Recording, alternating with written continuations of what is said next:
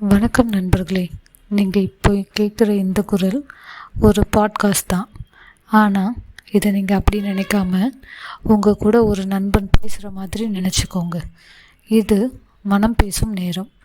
இங்கே உங்களை தீர்ப்பு சொல்கிறதுக்கு யாரும் இல்லை, கேள்வி கேட்கவும் யாரும் இல்லை. உங்கள் மனதில் இருக்கிறத இங்கே கேட்டு ஒரு நண்பனாக டிஸ்கஸ் பண்ணிக்கிறதுக்கு நான் இருக்கேன்.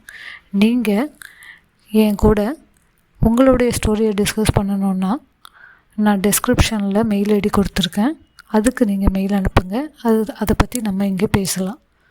உங்களுடைய பெயரோ இல்லை தனிப்பட்ட விவரங்களோ எதுவுமே இங்கே பகிரப்படாது.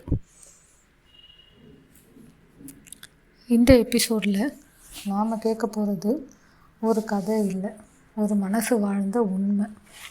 இந்த கதையை கேட்டுட்டு உங்களுக்கு இதுதான் நான் அப்படின்னு தோணுன்னா நீங்கள் தனியாக இல்லை, உங்கள் கூட நாங்கள் இருக்கோம். இந்த மெயில் அனுப்புனவங்க 28 வயது, பேர் சொல்ல வேணான்னு கேட்டிருக்காங்க.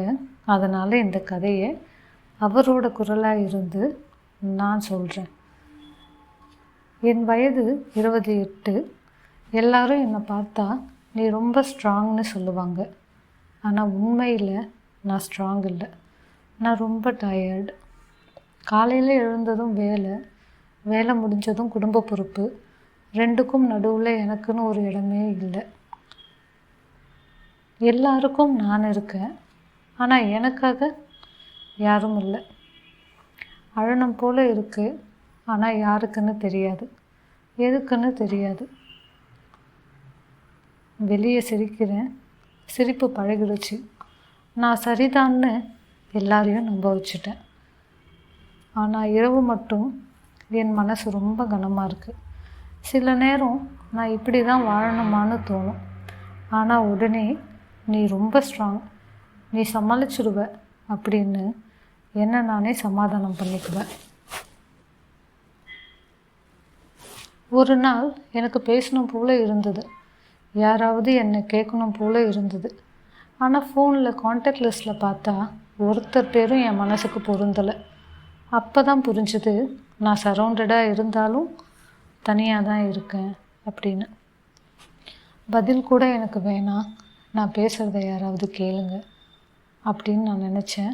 அதனால தான் உங்களுக்கு மெயில் பண்ணியிருக்கேன் அப்படின்னு முடிச்சிருக்காங்க.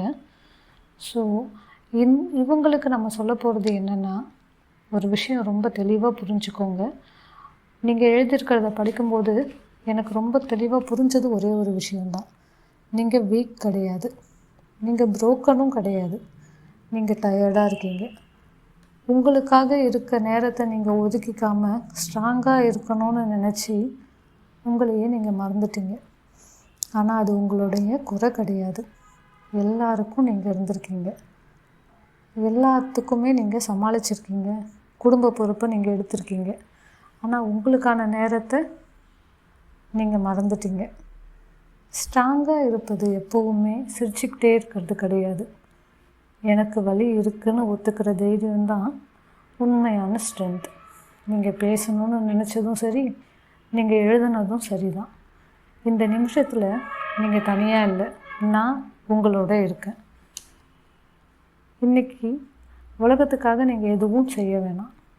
உங்களை கவனிச்சிக்கிறதுக்கு உங்கள் பொறுப்பு எல்லாத்தையும் ஒதுக்கி வச்சுட்டு கொஞ்சம் டைம் எடுத்துக்கோங்க.